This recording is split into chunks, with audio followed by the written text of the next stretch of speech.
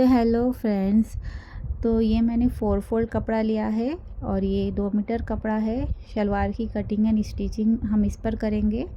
तो ये मैंने मेजरमेंट ले लिया है शलवार का। तो सबसे पहले हम इसकी लेंथ लेंगे। जो बेल्ट की लेंथ होती है हम वो नहीं लेंगे। 7 इंच बेल्ट है तो हम उसे छोड़कर बाकी जितनी भी लेंथ आ रही है वो उसका मेजरमेंट ले लेंगे इस तरीके से। तो ये जो आ रहा था 34 इंच आ रहा था, तो उसमें हम प्लस 1 इंच करेंगे, 35 इंच पर निशान लगाएंगे। इस तरीके से ये पूरा ही आ रहा था कपड़े पे और ये मैंने पूरा ले लिया है उसकी लेंथ। उसके बाद हम आसन की लेंथ लेंगे। तो आसन में जो इसकी लेंथ आ रही थी वो 11 इंच आ रही थी, उसमें हम 1 इंच प्लस करेंगे, 12 इंच पर आसन की लेंथ लगाएंगे। और ये बहुत सिंपल तरीके से मैं आपको बता रही हूँ। मेजरमेंट लेंगे, फिर हम बॉटम लेंगे, बॉटम की चौड़ाई लेंगे। तो उसकी चौड़ाई 7 इंच आ रही थी, प्लस हम 1 इंच करेंगे, 8 इंच करेंगे। इस तरीके से हम दोनों को ऐसा क्रॉस साइड पे मिक्स कर लेंगे एंड फिर इसकी कटिंग कर लेंगे। और ये बिल्कुल आसान तरीका है, आप अपनी शलवार की मेजरमेंट लेकर कटिंग कर सकते हैं और स्टिचिंग भी मैं आपको बहुत ही आसान तरीके से स्टेप बाय स्टेप बताऊंगी। तो ये देखिए ये कट हो गया है। अब हम ऊपर का जो बेल्ट है वो लेंगे। तो ये बेल्ट के लिए हमारे पास ज़्यादा फैब्रिक नहीं बचा था क्योंकि ये 2 मीटर है, ये सूट में ही आया था कपड़ा। तो सबसे पहले हमने बेल्ट की जो लेंथ है वो लेंगे। तो हमारी बेल्ट की लेंथ 7 इंच है, तो उस पर हम प्लस 2 इंच करेंगे बिकॉज़ हमें पट्टी फोल्ड करना है ऊपर से। तो मैं इसमें इलास्टिक डालूँगी, आप चाहे तो फोल्ड भी कर सकते हैं और डोरी भी डाल सकते हैं। ये देखिए 9 इंच पर मैंने लगाया है और इस तरीके से क्रॉस फैब्रिक को हम अटैच करेंगे। अगर आपके पास कपड़ा कम है तो आप इस तरीके का मेथड फॉलो कर सकते हैं। और ये जो मेरे शलवार की जो बेल्ट की चौड़ाई है जितनी भी है उसमें मैं सिर्फ 2 इंच प्लस करूँगी। यहाँ मैं मेजरमेंट नहीं बता रही हूँ, आपकी जितनी भी शलवार की चौड़ाई है उसमें आप 2 इंच प्लस कर लीजिए। सॉरी, लेंथ है और चौड़ाई में भी आपको 2 इंच ही प्लस करना है।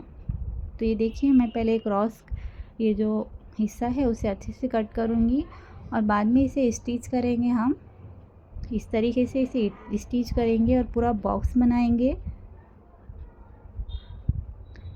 ओके, यहाँ तक आप समझ गए। तो ये मैंने स्टिच कर लिया है। अब देखिए ये जो शलवार है इसे मैं मोहरी मैंने कट की थी ट्रायंगल शेप में, बहुत ही आसान है। तो इस तरीके से इसे बीच में रखकर आसन को, दोनों भी आसन को पकड़कर इसमें रुमाली अटैच कर लीजिए, स्टिच कर लीजिए और हल्के हल्के चून लगाइए, चुन्नटे डालिए हल्के हल्के इस तरीके से और पूरा इसे बेल्ट के बराबर कर लीजिए। तो देखिए ये मैंने सामने की तरफ चुन्नटे डाली है और पूरा बेल्ट के हिसाब से इसे स्टिच कर लिया है। अब हम बेल्ट को स्टिच करेंगे और इसके बाद हम इसमें इलास्टिक लगाएंगे। तो मैं आपको अभी मशीन पे बताती हूँ कि किस तरीके से मैं बेल्ट लगाती हूँ और इसकी बॉटम को पलटाती हूँ। बहुत ही आसान तरीका है सिंपल शलवार स्टिचिंग करने का। तो चलिए मैं आपको बताती हूँ। तो सबसे पहले हम बेल्ट स्टिच करेंगे।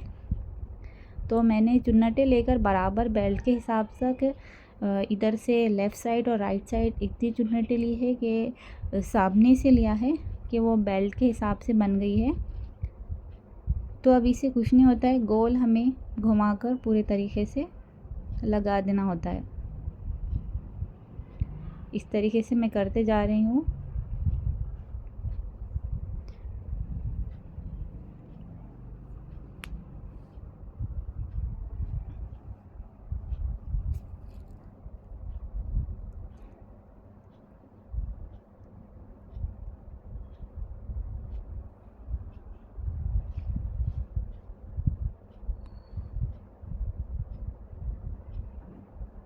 तो ये देखिए मेरा बिल्कुल बराबर बेल्ट रेडी हुआ था। इस तरीके से बेल्ट पूरा रेडी हो गया था। इस तरीके से हमने इस पे अटैच कर लिया था बेल्ट। अब ये जो इलास्टिक है, जो इलास्टिक मैंने अपने में इलास्टिक की बहुत सारी वीडियोस है, फिर भी मैं इसमें आपको बता रही हूँ बिकॉज़ मैं स्टेप बाय स्टेप बताना चाहती हूँ। तो ये मैंने इलास्टिक को अटैच कर लिया है बीच में से। अब इसका तरीका देखिए, आसान तरीका है ये इलास्टिक अटैच करने का। इस तरीके से जो हमने 2 इंच लिया था ऊपर, उसमें इलास्टिक जाएगा।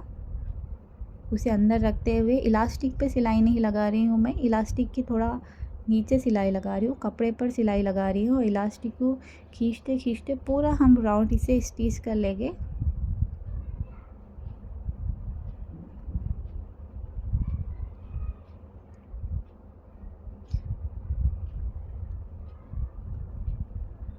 इस तरीके से हम इसे खींचते खींचते पूरा इलास्टिक को स्टिच कर लेंगे। तो ये हमारा इलास्टिक पूरी तरीके से बेल्ट में चल जाएगा। और हाँ, इलास्टिक आपको आपकी कमर से 4 इंच ज़्यादा लेना है।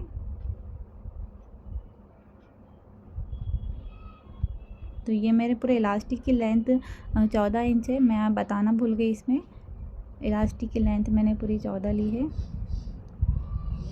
और ये देखिए, ये स्टिच हो गया है। तो अब इसे आपको खींच कर इसे पूरा इलास्टिक को इस तरीके से फैला देना है। देखिए जिस तरीके से मैं कर रही हूँ, वरना बहुत झोल आएगा। और इस पे बीच में सिलाई लगाना है ताकि हम पहनते वक्त ये इलास्टिक पलटे ना।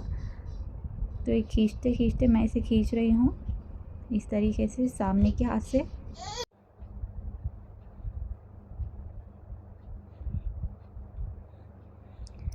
तो ये देखिए, यहाँ पर मैंने इलास्टिक पूरा कंप्लीट कर लिया लगा के। फिर अब हम इसकी जो बॉटम है उसे स्टिच करेंगे। तो बॉटम किस तरीके से स्टिच करते हैं मैं आपको बताती हूँ। ये देखिए, इलास्टिक कंप्लीट हो गया है।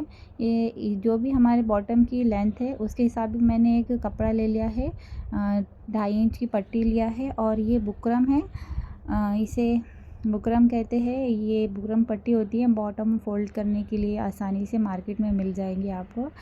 तो ये देखिए, इस हिसाब से मैंने पट्टी ली है, उसकी लेंथ के हिसाब से, और उसी हिसाब से मैंने बुकरम पट्टी भी ली है। और यहाँ पर आधा इंच हम छोड़ते हुए इस तरीके से स्टिच कर लेंगे।